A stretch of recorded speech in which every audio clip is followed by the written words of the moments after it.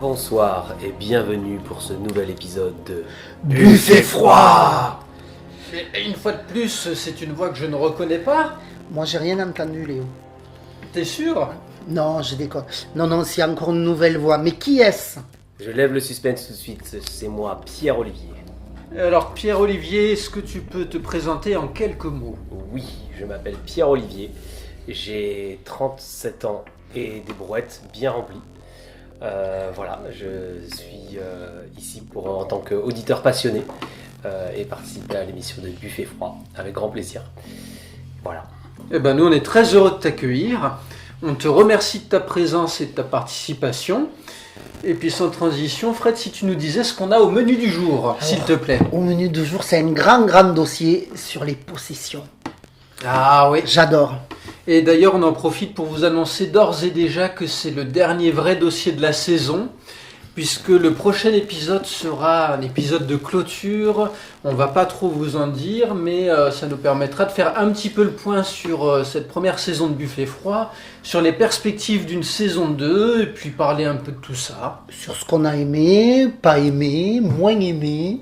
Ce que vous avez aimé aussi, puisqu'on a des retours quand même. Et on a une invitée.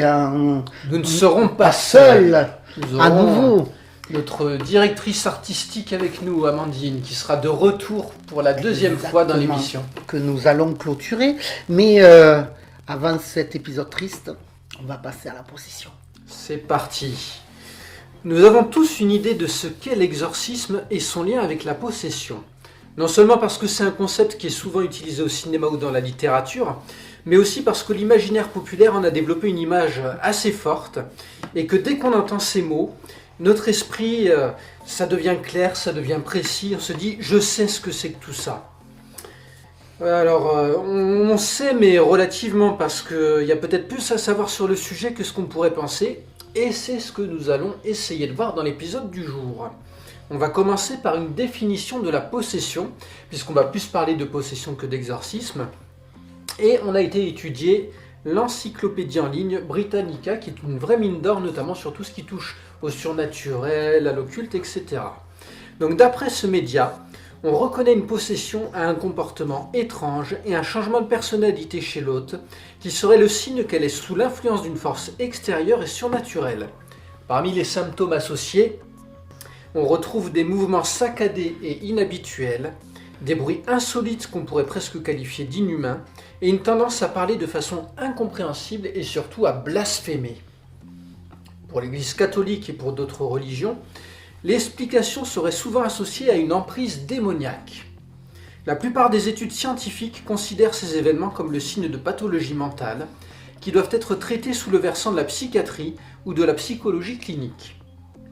Des afflictions aujourd'hui diagnostiquées comme relevant de l'épilepsie ou encore de la schizophrénie ont ainsi été traitées jadis comme étant des signes de possession démoniaque.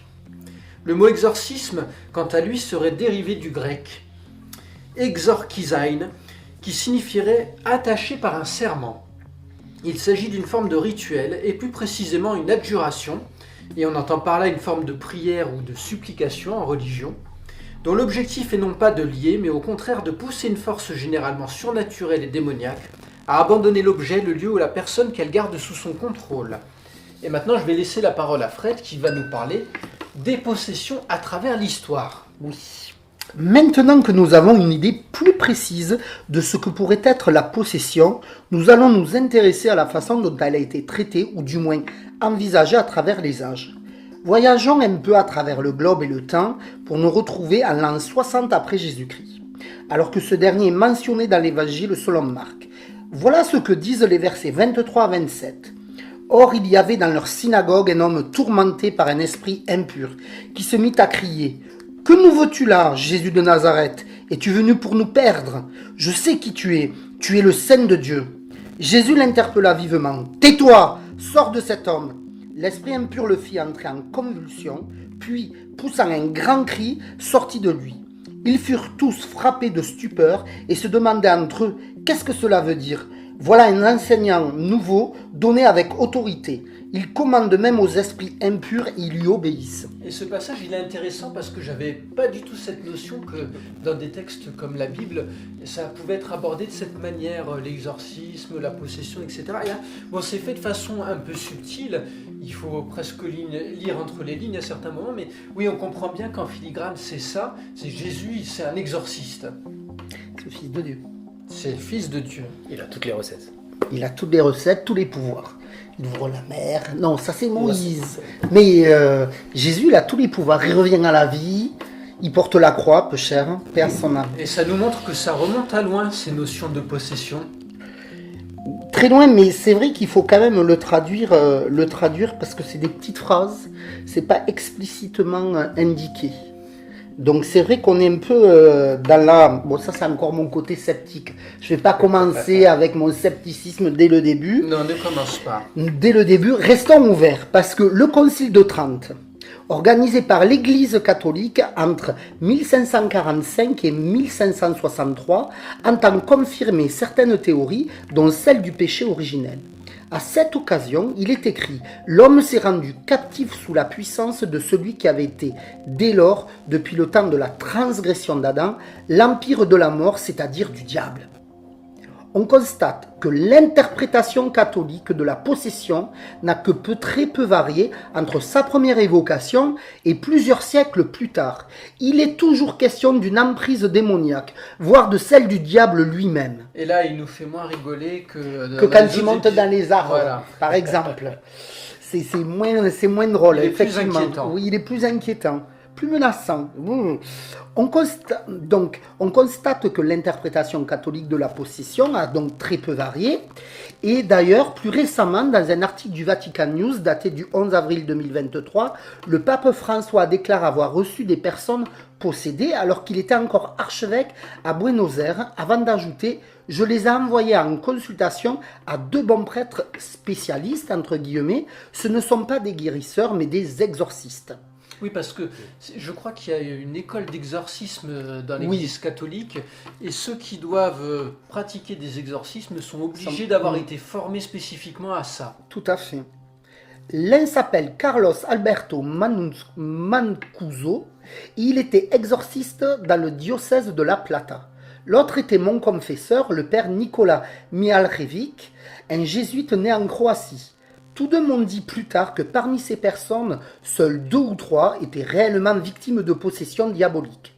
Les autres souffraient d'obsession diabolique, ce qui est tout à fait différent, car elles n'avaient pas le diable dans leur corps, il faut le préciser. Et ça, je trouve que c'est fascinant aussi, le fait que l'Église fasse cette distinction entre la possession à proprement parler et l'idée d'être possédé. Ça veut dire qu'ils ne sont pas dans un discours qui pourrait se vouloir sensationnaliste et exagéré pour promouvoir leur croyance, de dire oui, il y a tant de possédés, il y en a des milliers. Ils disent non, sur les 1000 cas qu'on reçoit, il y en a 2 ou 3 qui sont véritablement des possessions. Et souvent démoniaques. C'est-à-dire qu'on pourrait se dire qu'il y a des possessions vertueuses. Et là, finalement, on tend à l'explication de la possession uniquement ramenée au diable. A priori, c'est comme ça qu'il le présente. Mais les révélations qu'il pourrait y avoir sur, comme Bernadette Soubirous de la caverne miraculeuse, on pourrait se dire, mais elle est possédée celle-là.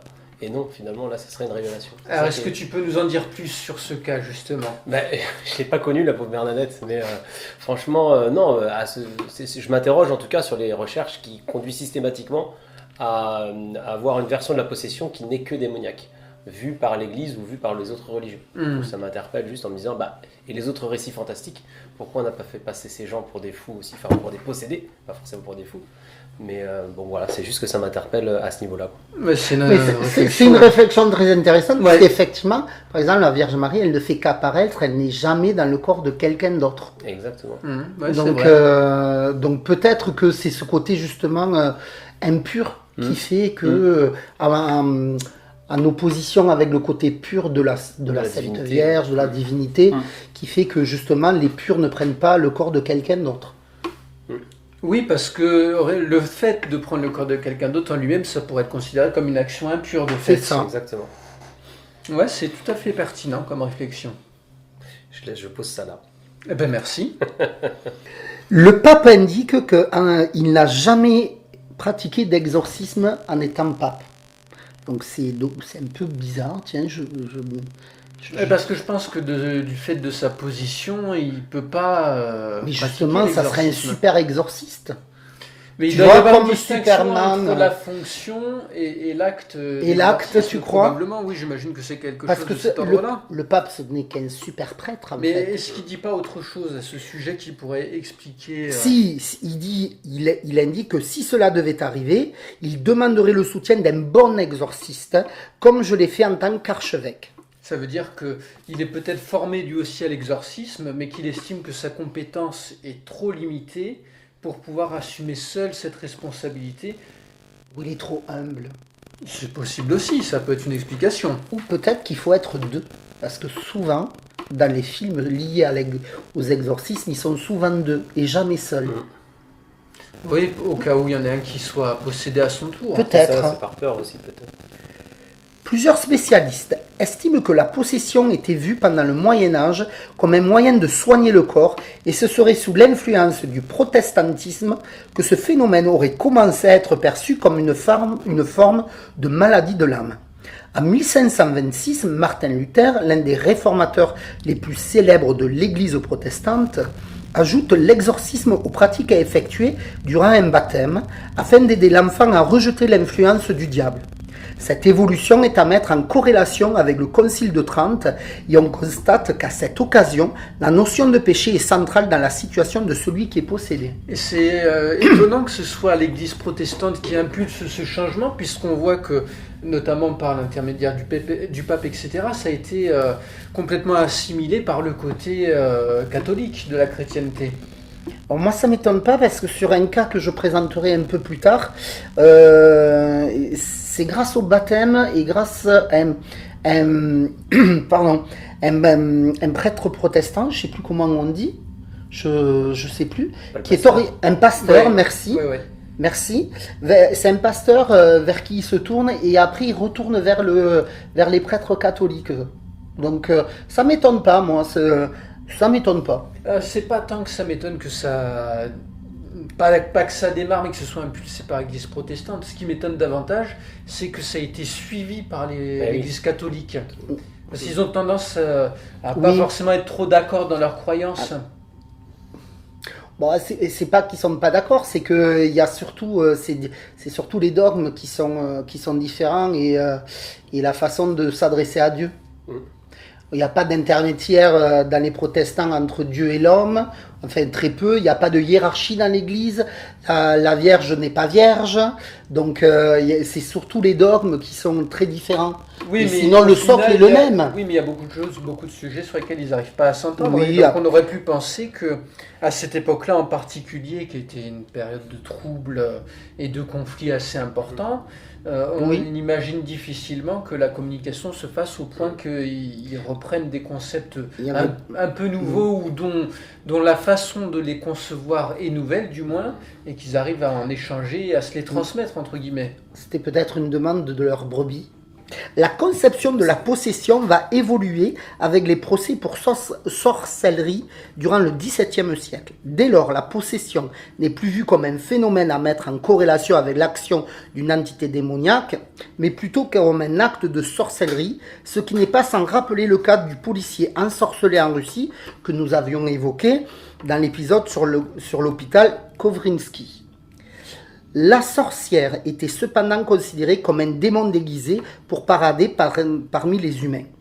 Pour Freud, dans son article « Une névrose de possession démoniaque au XVIIe siècle », les cas de possession démoniaque correspondent aux névroses d'aujourd'hui. Ce que nous considérons comme de mauvais esprits, ce sont de mauvais désirs, les dérivés d'impulsions qui ont été rejetés et réprimés. Nous avons abandonné leur projection dans le monde extérieur, attribuant leurs origines à la vie intérieure du patient en qui ils se manifestent. Et on voit que chaque école de pensée a une interprétation complètement différente de ce que pourrait être la possession. L'interprétation de Freud est intéressante, je trouve. Parce que elle renvoie quand même au démon intérieur des gens. Et c'est pas pour rien qu'on emploie le terme de démon. C'est ça. Presque, on pourrait presque croire qu'ils vont dans le même sens. Mais Ben, ils y vont puisque quand le pape dit sur je ne sais combien de cas, il n'y en a que 2 ou 3 qui relèveraient de possession réelle, ils entendent par là, quand ils parlent d'obsession démoniaque, qu'on est face à un conflit intérieur. oui, je pense que sur les centaines de cas, et s'il n'y en a que 2-3, il y en a, la plupart, ils doivent être plutôt orientés vers la psychiatrie ou la psychologie. Mais ce que C'est ce que l'Église reconnaît. Et souvent, ils font appel d'abord au psychiatre avant de confirmer que la personne est possédée. Donc, oui, ils exigent que les personnes qui demandent à être sujettes à un exorcisme rencontrent des spécialistes en psychiatrie.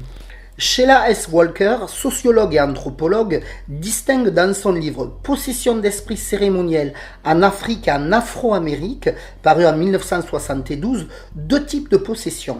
À noter d'ailleurs qu'elle compare la possession à une forme de transe. Pour elle, il y aurait une possession rituelle qui consisterait à se laisser volontairement et surtout temporairement posséder dans le cadre d'une cérémonie religieuse. Cette première forme serait vue de façon positive par la communauté. Et là, ça rejoint un peu ce que tu disais plus tôt, P.O., où tu nous interpellais sur le fait que, de ce qu'on entend de l'Église catholique, la possession est souvent vue sous le versant négatif. Or là, ce que nous dit cette sociologue, c'est dans certaines communautés, avec des croyances d'une autre culture, non, c'est vu de façon positive et c'est ce qui permet d'atteindre une forme de conscience plus élevée. Voire de soigner certaines pathologies. Dans certains cas, on a tous vu des... Enfin, moi, pour mon cas, j'ai vu des vidéos YouTube de prêtres évangélistes qui, du coup, devant des stades remplis de milliers de personnes, passaient par ces cérémonies-là et paf, arrivaient à guérir un petit garçon qui parlait pas ou qui pouvait pas marcher. Rendre la vue à voilà, quelqu'un. c'est ça, en passant par un rituel de possession, mais qui se finissait par, du coup, une action vertueuse. Donc, ouais, effectivement, ça vient apporter une autre coloration à l'analyse. Et moi, ce qui me plaît dans l'analyse de Freud aussi, et on peut le compléter par une analyse plus récente aussi, sur la souffrance du gène. C'est-à-dire qu'il y a de plus en plus d'analyses aujourd'hui qui sont faites pour expliquer qu'on hérite de gènes qui ont potentiellement été en souffrance par des générations antérieures qui ont été confrontées à certains traumatismes.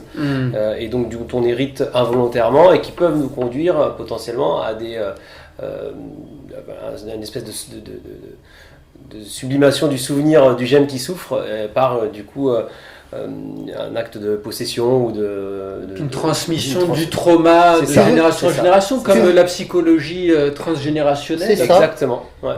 Donc on hériterait un peu des démons de nos ancêtres. Voilà, c'est ça, exactement. Et qui se révéleraient comme un gène un peu récessif. Ouais, tout à fait. J'ai un exemple qui me vient en tête, qui n'est pas spécifiquement de possession, mais qui va dans ce sens-là. C'était que dans mon entourage, on connaissait une dame avec qui mes parents étaient amis. Et au bout d'un certain âge, du jour au lendemain, tous ses cheveux sont tombés. Et donc, elle a essayé de trouver une cause à ce problème, puisqu'elle n'avait pas de maladie qui expliquerait cette perte subite de ses cheveux. Et il s'est avéré que c'était sa grand-mère, je crois, qui pendant la Seconde Guerre mondiale avait collaboré avec l'armée nazie. Et donc au moment de la libération, on lui avait rasé le crâne comme on faisait aux collaborateurs pour les stigmatiser et les humilier. Et donc ce trauma ancestral s'était traduit par cette perte de cheveux. C'était l'explication de la psychologie transgénérationnelle.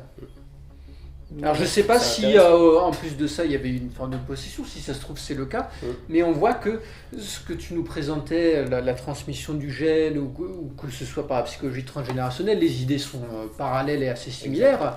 Il y a cette notion que oui, on se transmet nos démons de génération en génération. Est-ce qu'elle avait changé de comportement? Alors ça je ne saurais pas dire. Tu te rappelles pas? Non, parce que j'ai été trop jeune je pense pour imprimer ces éléments-là. Alors, revenons à notre culture africaine et afro-américaine. La deuxième forme, c'est la possession périphérique. Elle serait subie sur le long terme et infligée par une entité démoniaque. Et donc là, on y revient aux entités démoniaques. L'anthropologue Erika Bourguignon, elle porte bien son nom, a découvert que sur un échantillon de 488 sociétés, 74% croient à la possession spirituelle. L'incidence la plus élevée se trouve dans les cultures du Pacifique et la plus faible dans les cultures indiennes d'Amérique du Nord et du Sud. La croyance à la possession est répandue parmi les peuples d'Eurasie, d'Afrique, ainsi que parmi les descendants d'Africains des Amériques. Elle est plus fréquente dans les sociétés agricoles que dans celles de chasse et de cueillette, et les femmes semblent être possédées plus souvent que les hommes. Il y a vraiment beaucoup d'informations qui sont à creuser, je trouve. Alors on retrouve cette notion que les femmes sont au centre, de la même manière que dans les cas de médiumnité, on a vu que c'était bien souvent des femmes. Donc déjà, il y a ce parallèle qu'on peut immédiatement faire. Et puis après, cette distinction entre les cultures de chasse et de cueillette d'un côté et les sociétés agricoles de l'autre, eh ben, je me demande qu'est-ce qui explique cette distinction justement. Qu'est-ce qui fait que dans les sociétés agricoles, on croit davantage à l'existence d'une forme de possession? Parce que peut-être dans les chasses et la cueillette, on est plus proche de la nature, donc on croit plutôt à des forces plus naturelles, comme l'eau, l'air. Aussi avec des divinités animales, peut-être plus sur des formes de chamanisme, où on communique avec les esprits d'une façon qui, de fait, est peut-être plus apaisée et plus dans l'échange. C'est ça. Alors que dans les sociétés agricoles qui n'ont pas ce rapport à la faune, à la flore, il y a une méfiance plus grande, une peur plus grande. Ben on est quand même sur des sociétés, on va dire entre guillemets, plus industrialisées dans les sociétés agricoles. Donc on est plutôt face à des démons de tous les jours qui s'apparenteraient plutôt à des démons intérieurs, et on peut sauter du démon intérieur à la possession assez facilement. Et peut-être qu'aussi, ce qu'on retrouve chez les sociétés agricoles, c'est une forme de sédentarité plus appuyée, alors que dans les sociétés qui sont définies davantage par la chasse et la cueillette, elles sont davantage nomades, et ce qui fait que peut-être qu'elles ont moins le temps de s'interroger sur ces choses-là, ou peut-être aussi, comme elles n'ont pas les mêmes repères fixes, ça se prête moins à des possessions. Enfin, c'est une théorie, j'essaie de comprendre, mais peut-être que ça n'a rien à voir. Est-ce qu'il n'y a pas aussi peut-être une hypothèse sociale liée au fait que dans les sociétés agricoles, il y a peut-être un déterminisme social qui est plus fort, avec moins d'accès à l'école, à la culture, et donc un réflexe à se couvrir d'explications religieuses peut-être plus systématiques que dans des sociétés de chasse et de cueillette, où il y a peut-être un peu plus d'accès à la culture, ou en ville, ou voilà. C'est peut-être un peu discriminant comme propos, mais je me dis... non, je pense que c'est à interroger. Après, je pense que quand on parle de sociétés qui sont plus dans la cueillette et la chasse, on reste aussi dans des sociétés qui sont peut-être moins dans un style de vie moderne, disons. Donc je suis pas certain que ce soit l'explication, mais je peux me tromper. Contre-explication du coup. Ouais. Je peux me tromper, mais... Moi, ce qui m'interroge surtout, c'est pourquoi les femmes plus que les hommes. Je pense pas qu'elles soient... Enfin, pour ma part, après ça n'engage que moi, elles soient pas plus faibles ou quoi que ce soit, mais peut-être parce qu'elles sont peut-être en lien plus avec, je sais pas, la natalité ou quelque chose comme ça. Comme dans le cas de la médiumnité. C'est ça, peut-être plus branché, plus à même à rentrer en contact avec des forces un peu spirituelles que ne l'est l'homme, peut-être, comme on l'a vu chez les médiums. Une acuité sensorielle, ou du moins une acuité extrasensorielle qui serait accrue chez la femme, pour une raison ou une autre. Sensibilité aussi. Mais c'est vrai que c'est toujours les femmes en premier lieu. Donc, bon. Et on voit, et là ce que ça nous permet de voir, c'est que c'est vrai dans la majorité des cultures. Puisque dans la médiumnité, quand on avait vu cette notion que beaucoup de médiums étaient des femmes, c'était sous le prisme des cultures modernes occidentales en premier lieu. Et là, on est sur d'autres cultures qui n'ont pas ce prisme-là, mais on arrive à un résultat similaire. La Bibliothèque nationale des médecins des États-Unis parle en ces termes des cas de possession. Des syndromes de possession sont rapportés dans la littérature. Cela peut faire partie d'une maladie psychotique et peut se prêter à un traitement antipsychotique. De tels types de présentations sont assez délicates en termes de catégories de diagnostic et de lignes de gestion. Les syndromes liés à la culture sont définis de manière populaire dans la littérature sur la psychiatrie transculturelle. Certains de ces syndromes sont propres à un pays, une religion ou une culture. Travaillant dans le domaine de la psychiatrie transculturelle, j'ai trouvé ce cas très intéressant et j'ai souhaité le partager avec des collègues médecins qui auraient pu être confrontés à de telles situations. Cette définition va dans la continuité des travaux en sociologie, puisqu'elle insiste aussi sur l'importance de la culture dans l'expression de la forme de possession. Et oui, les possessions ne sont pas les mêmes en fonction de l'endroit où on se trouve. Dans la revue annale médico-psychologique, revue psychiatrique volume 176, issue 6 du mois de juin 2018, des pages 553-558, le mémoire expérience de possession et symptômes dissociatifs chez un échantillon de sujets pratiquant l'exorcisme est évoqué. L'interprétation scientifique se présente ainsi. L'expérience de phénomènes de possession est associée à un fonctionnement social carentiel et à une mauvaise qualité de vie, quelle que soit l'origine du sujet et sa culture d'appartenance, engendrant dans la quasi-totalité des cas une problématique importante pour le sujet. C'est ce critère lié au mauvais fonctionnement et à la situation de malaise qui fonde l'inclusion de ces phénomènes dans les classifications psychiatriques telles que la CIM, Classification internationale des maladies, ou le DSM, le Manuel diagnostique et statistique des troubles mentaux. L'intérêt en psychopathologie pour les phénomènes de possession a toujours été important, mais généralement associé à une certaine perplexité, du scepticisme, voire de la peur.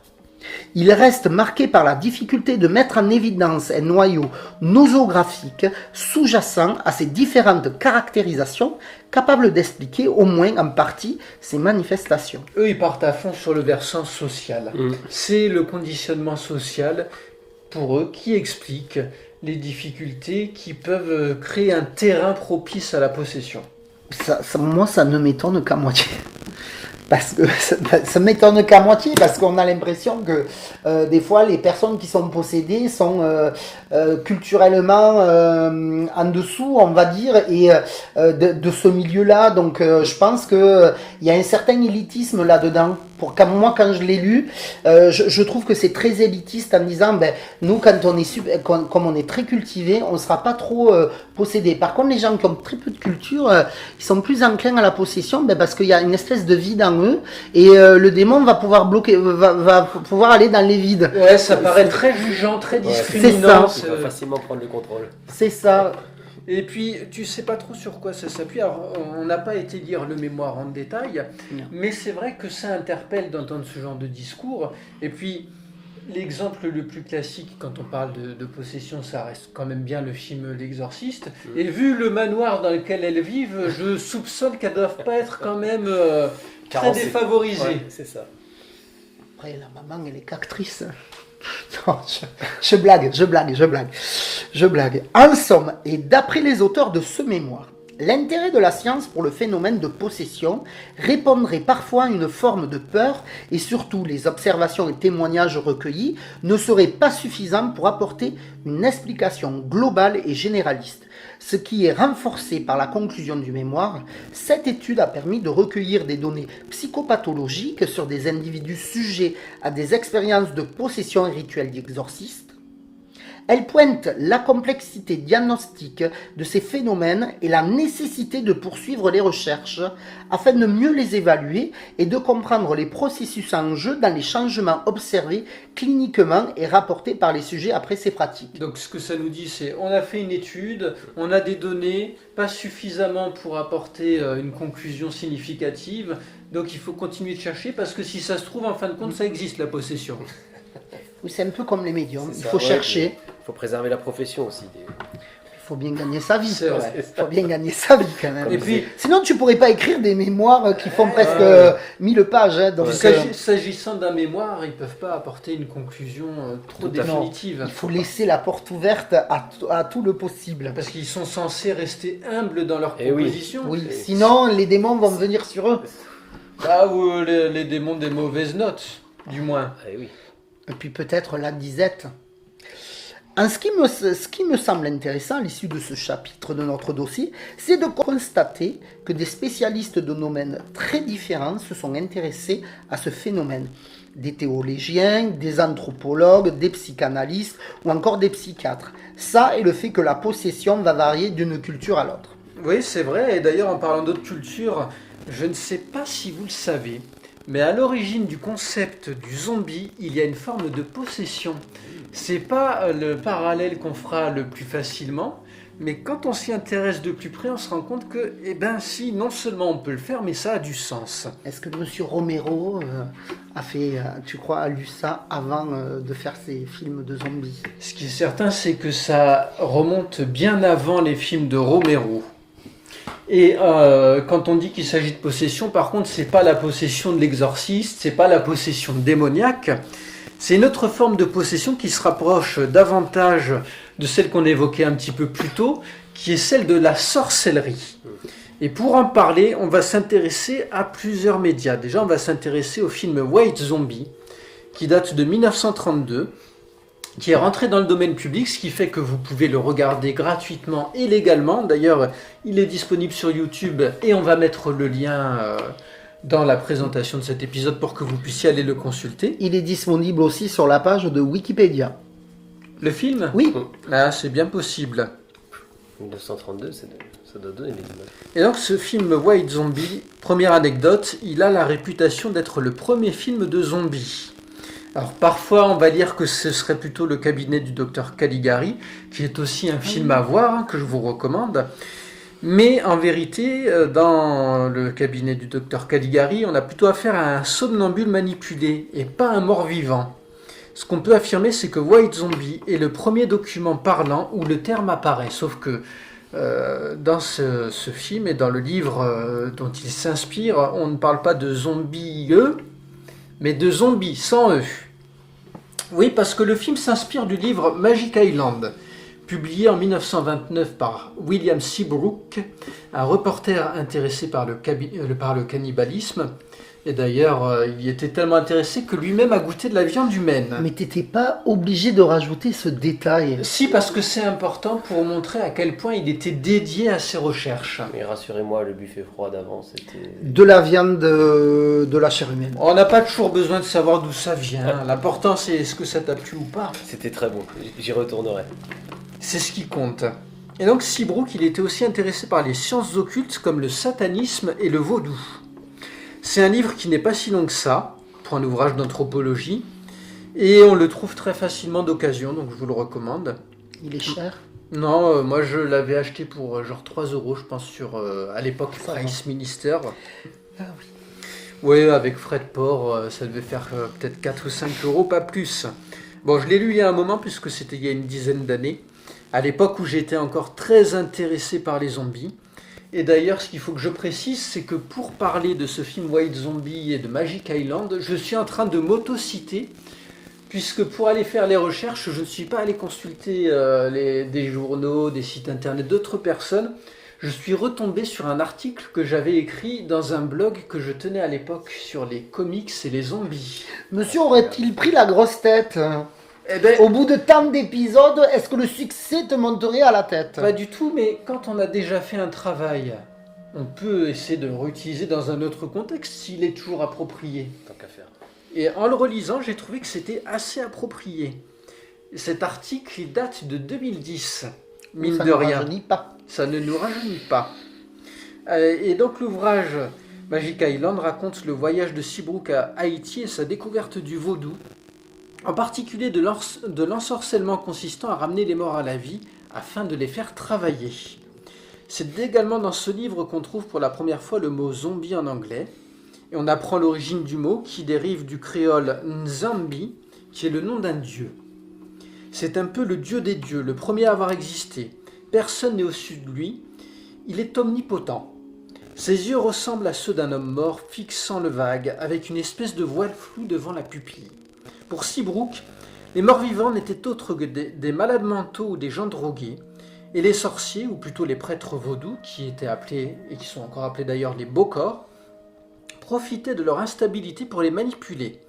Le livre a d'abord été adapté au théâtre par Kenneth Webb sous le titre Zombie. Contrairement à White Zombie, ce fut un échec public, et le metteur en scène ne tarda pas à attaquer l'équipe du film pour plagiat. Il espérait rentrer dans ses frais peu cher. Donc White Zombie, il dure à peine plus d'1 heure et il est au film de zombies ce que Nosferatu est au film de vampire. Même si on estime que Nosferatu n'est pas le tout premier film de vampire, contrairement à la croyance populaire. White Zombie pose les bases des morts vivants tels qu'on les connaît. Et même si l'héritage vaudou a presque disparu, la plupart des films qu'on voit trouvent d'autres causes. Mais quand même, en 1988, il y a The Serpent and the Rainbow de Wes Craven, qui a été titré en français L'Emprise des Ténèbres avec Bill Pullman, et dans lequel il est à nouveau question de vaudou et de zombies. Dans White Zombie, on retrouve des nombreuses caractéristiques des films récents.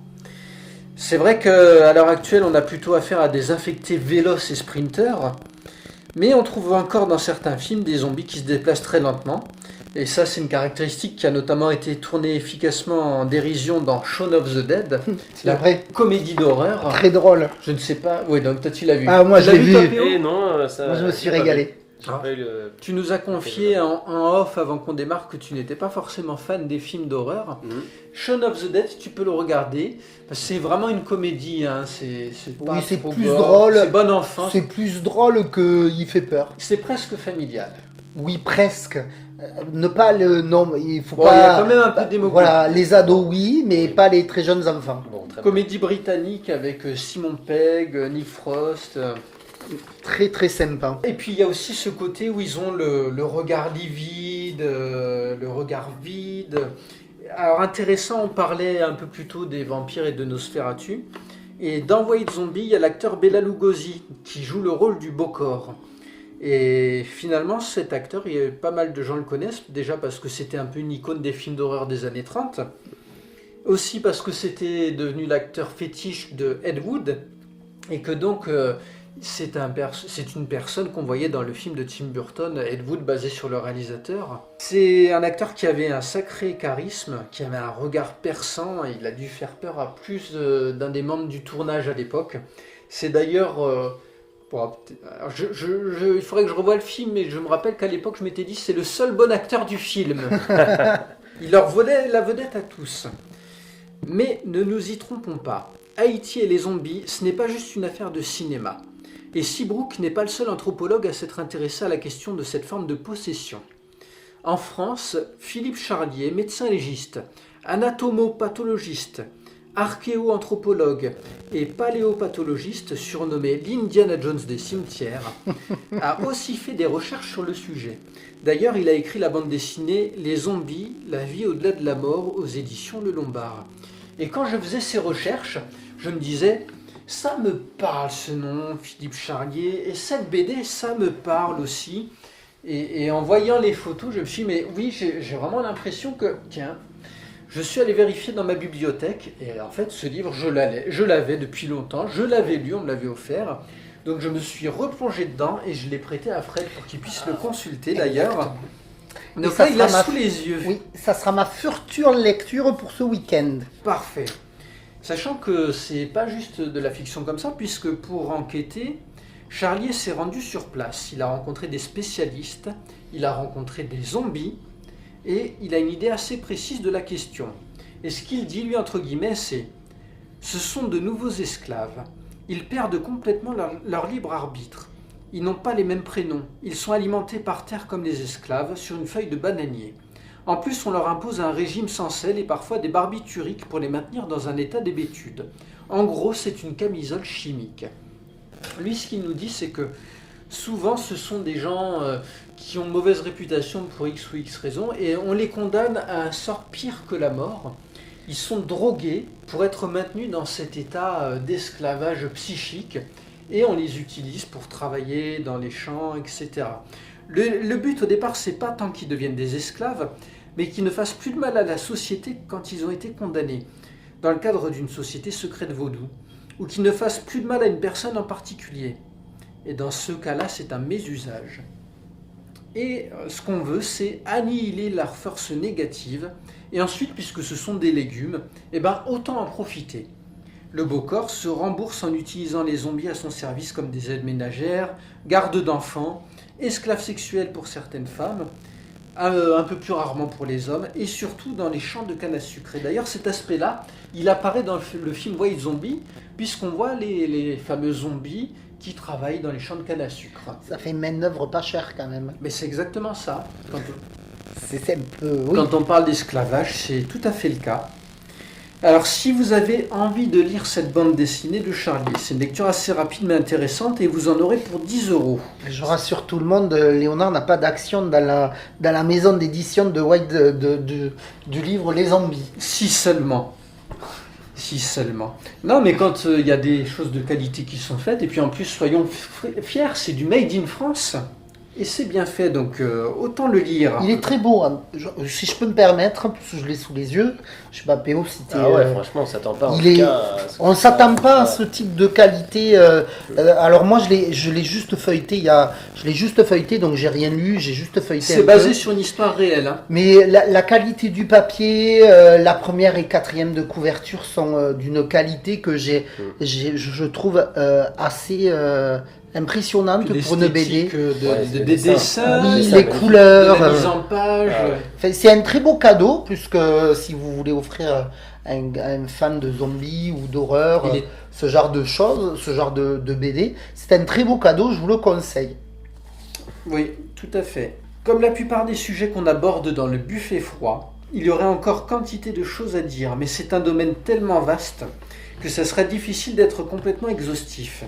Cette parenthèse nous a permis de voir que la possession, ce n'est pas toujours l'image qu'on en a, et que les formes peuvent être variées. Maintenant, on va passer à quelques cas pratiques qui nous permettront de nous faire un avis, ou du moins de nous interroger un peu plus sur ce qu'on peut mettre derrière la possession. Le premier cas pratique, c'est que nous allons vous évoquer la merveille de Wakseka. Tout commence en 1878 avec la publication d'un pamphlet d'une trentaine de pages. Il est écrit par le médecin E.W. Stevens et commenté par plusieurs autres médecins. Il y dresse le portrait de Lourency Venum, âgé de 14 ans au moment des faits en 1877. La ville de Watseka se trouve dans l'Illinois et est alors habitée par environ, à la louche, 5000 personnes. Lourency est issu d'une famille modeste qui habite dans la banlieue de Watseka. Sa situation fait beaucoup parler le voisinage et les épisodes de possession ou de folie selon qui en parle se seraient produits entre le 11 juillet 1877 et le 21 mai 1878. Il a été possible de les dater de façon précise car sa guérison ou sa libération aurait été facilitée et permise grâce à l'aide de spirites qui auraient œuvré pour mettre fin à son tourment ou sa possession ou sa folie. On va voir un peu plus tard. Le 11 juillet 1877, Lourency commence à se plaindre d'avoir des difficultés à dormir. Elle n'est pas seule dans sa chambre. C'est ce que laissent penser les voix qu'elle entend dans sa chambre lorsque la lune illumine les cieux. Des voix l'appellent. Elle prononce son nom. Elle semble désespérément chercher à communiquer avec elle. Puis, elle commence à se plaindre de douleurs à la poitrine et à être sujette à des crises durant lesquelles elle perd connaissance. Elle perd connaissance, mais pour sa famille, elle reste active. On la pense victime de transes, des transes durant lesquelles elle communique avec des esprits. Parfois, ils prennent même possession de son corps pour faire passer des messages. On la pense folle et le voisinage conseille aux parents de Lourency de la faire interner dans un établissement psychiatrique. Ils hésitent car ils craignent que les traitements de l'époque ne fassent qu'empirer son état. Alors que la décision paraît prise, un individu se présente au domicile des Venum. En effet, tous les voisins ne sont pas convaincus que confier une enfant qui grandit dans une famille aimante à un établissement psychiatrique soit la meilleure chose à faire. Azaroff est de cela. Il convainc la famille, qui était déjà prête à tout pour aider Lourency, de faire appel à un spécialiste. C'est dans ce Contexte que E. Winchester Stevens rencontre la famille Venom le 31 janvier 1878 par donc l'intermédiaire d'Azaroff. Là, on a une époque où effectivement les institutions psychiatriques sont plutôt toutes puissantes. Et une fois que quelqu'un y rentre, on ne sait pas vraiment ce qui s'y passe. Ou s'il va sortir. Et souvent, ils n'en sortent pas. Et en même temps, on est aussi en plein dans la période où en Amérique, il y a cet intérêt pour le spiritualisme, etc. Et on voit qu'on est en conjonction de ces deux conceptions-là qui vont s'affronter. Et finalement, la famille a bien conscience que si Lurancy rentre dans un établissement psychiatrique, elle ne sait pas dans quel état elle en sortira, ni même si elle en sortira. Le comportement de Lurancy a beaucoup changé. Lurancy se montre agressive envers ses parents et s'adresse à eux avec agressivité. « Ne m'approchez pas », leur dit-elle. Elle accepte par contre de converser avec Stevens, qu'elle décrit comme un médecin spirituel lorsqu'il lui demande de se présenter. Elle affirme se nommer Katrina Hogan et être une femme allemande âgée de 63 ans. Katrina céda rapidement la place à Willy. Ce dernier s'enquit de questions personnelles à propos de Stevens, mais aussi à propos de Roth. Alors que Stevens et Roth se préparent à partir, le corps de Lurancy se rigidifie et elle s'écroule. Stevens l'aide à se relever et tous s'installent autour d'une table en se tenant les mains. Comme dans une séance de spiritisme. Cette mise en situation permet à Lurancy de reprendre le contrôle. Elle exprime alors qu'elle connaît bien les esprits qui viennent d'entrer en contact avec Stevens et qu'ils sont malveillants. Conscient de la difficulté de la situation pour la jeune fille, Stevens lui demande si elle ne préférerait pas être en contact avec des esprits plus purs, ce qu'elle confirme. Grâce à l'assistance de Stevens, Lurancy perçoit d'autres esprits et parvient à les décrire. Plusieurs sont connus des membres de l'assistance qui les ont rencontrés de leur vivant, mais pas de Lurancy. Il y en a un qui me paraît particulièrement lumineux et qui aimerait beaucoup venir, finit par déclarer la jeune fille. Quand on lui demande de qui il s'agit, elle répond que c'est une jeune femme, répondant au nom de Mary Roth. Azaroff réagit immédiatement. « C'est ma fille », explique-t-elle. « Ma fille Marie, cela fait 12 ans qu'elle est au paradis, lâcha-t-elle. » La voix emplie d'émotion. Il affirme à Lurancy que Marie était une fille intelligente et douce et qu'elle fera son possible pour l'aider. Lurancy décide alors que Marie prendra la place des esprits qui la tourmentaient jusqu'à là. Steven et Roth quittèrent la famille alors que Mary Roth, par l'intermédiaire de Lurancy, déclarait « Le docteur Stevens m'a ouvert un portail et je vais m'en servir pour aider cette famille. » Et tout ça, encore une fois, c'est ce qui est décrit dans le pamphlet, c'est le document dont on s'est principalement, qu'on a principalement utilisé pour décrire ce cas. Donc c'est vraiment les mots de l'époque, et je trouve que le mot de portail, il est assez significatif. C'est vraiment cette idée d'un portail entre les mondes, celui des vivants et celui des morts, exactement comme on l'évoquait dans les épisodes sur la médiumnité. Tout à fait. On est dans une continuité, on voit que les concepts sont proches, et que les questionnements sont à peu près les mêmes. Et ça répond à la question de PO, est-ce qu'on peut être possédé par des esprits, des gentils, on va dire? Et c'est le cas chez elle. Il semblerait. Oui, il semblerait. Bien qu'il y ait au départ une possession subie et une possession choisie après. C'est ça qui est... Le portail a été ouvert. Oui, c'est ça, puisque... Ça voudrait dire qu'on pourrait choisir. Grâce à Stevens, elle arrive à faire ce choix de dire oui, je souhaite plutôt être... accueillir un esprit bienveillant et pur. Elle aurait pu faire le choix de dire je ne veux plus être possédée du tout. Et ça a un côté rassurant de se dire qu'il y a cette possibilité, ce choix qui existe. Ouais, c'est vrai aussi. Le 1er février suivant, M. Venom se rend au bureau de M. Roth. Marie est parmi nous, lui explique-t-il. Elle a le mal du pays. Elle souhaite rentrer chez elle et voir ses parents et ses frères.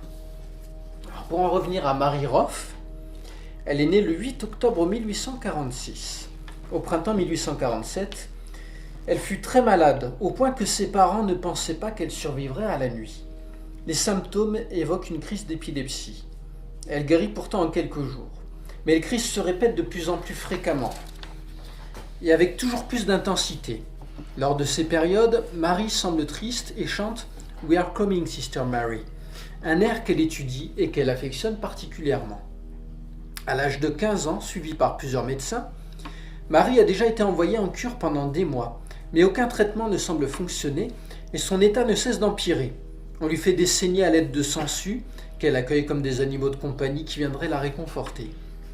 Le 16 juin 1864, elle emporte un couteau dans le jardin et entaille profondément son bras, au point que la perte de sang lui fait perdre connaissance. Elle reste ainsi inconsciente plusieurs heures et se réveille dans un état de rage tel que la présence de 5 hommes est nécessaire pour la maintenir immobile sur son lit. 5 jours et 5 nuits d'effroi se succèdent avant qu'elle ne retrouve son état normal. Mais normal est peut-être un mot exagéré. En effet, Marie ne reconnaît plus personne et semble avoir perdu l'usage de la vue. Plusieurs tests sont effectués pour s'en assurer et il apparaît que vraiment elle ne voit plus. Elle reste pourtant extrêmement autonome puisque même les yeux bandés, elle parvient à se débrouiller seule. Le Danville Times de l'époque décrit des épisodes de crise durant lesquels Marie entretient des conversations avec des êtres potentiellement imaginaires.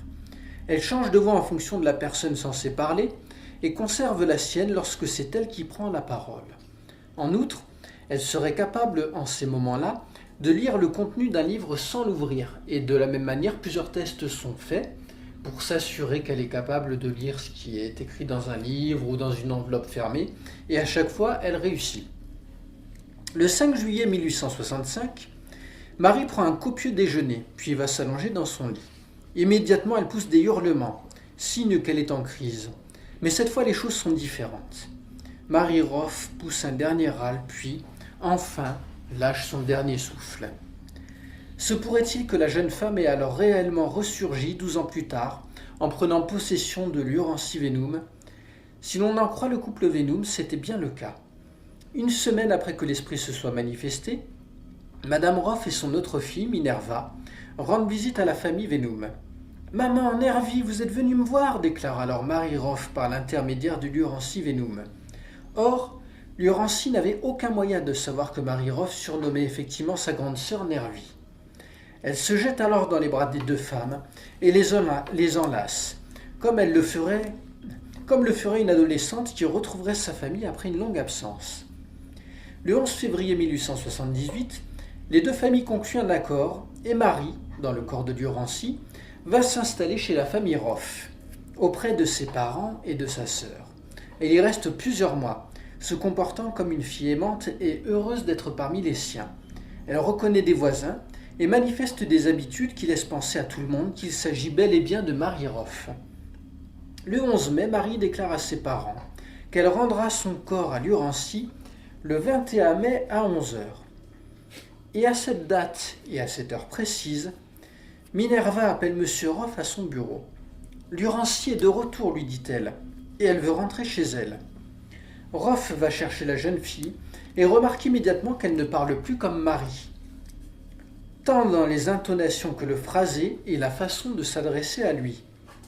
Elle lui parle comme le ferait une jeune fille en présence d'un adulte qu'elle connaît peu.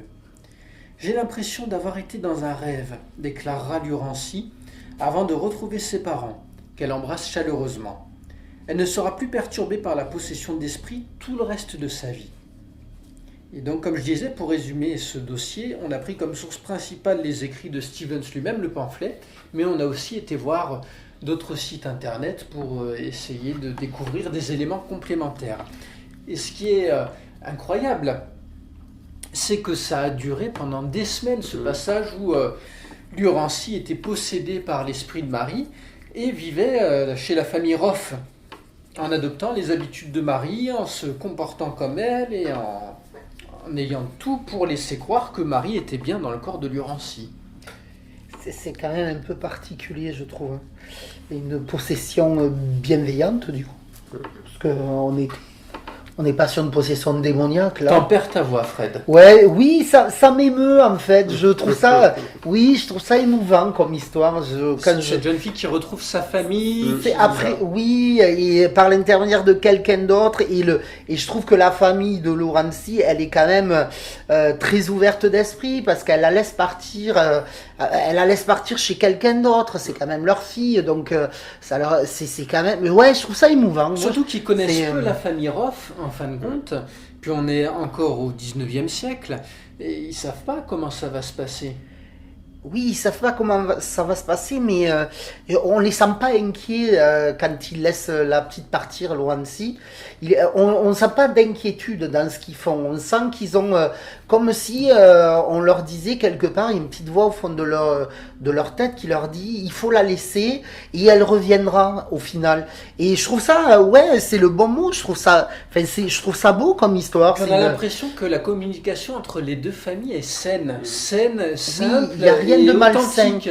Il n'y a rien de malsain dans cette histoire. Oui. Et c'est vrai que c'est un peu en décalage par rapport à beaucoup de cas de possession qu'on peut entendre. Et c'est pour ça qu'on voulait vous le présenter, parce que vraiment, c'est un cas de possession qui ne fait pas peur, qui donne de l'espoir aussi sur des notions de vie après la mort peut-être, d'apaisement post-mortem.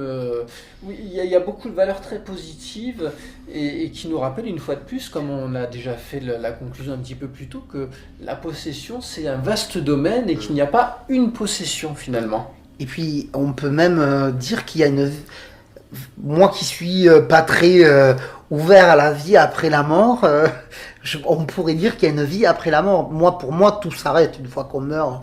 C'est physique, il n'y a rien de bien particulier après.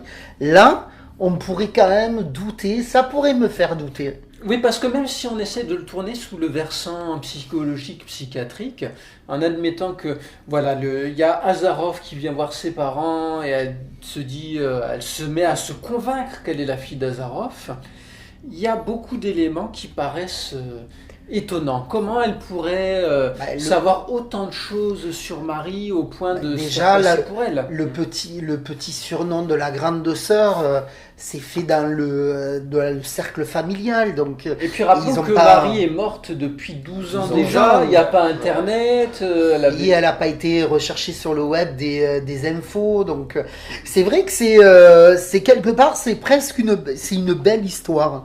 Je trouve que c'est une belle histoire de possession. Et on voulait donner une belle histoire dans le dernier dossier. Et qui en plus permet peut-être à la famille qui avait perdu la petite Marie de faire vraiment le deuil. Et je pense que peut-être de dire adieu, ça lui laisse le temps. Brutal. C'est ça.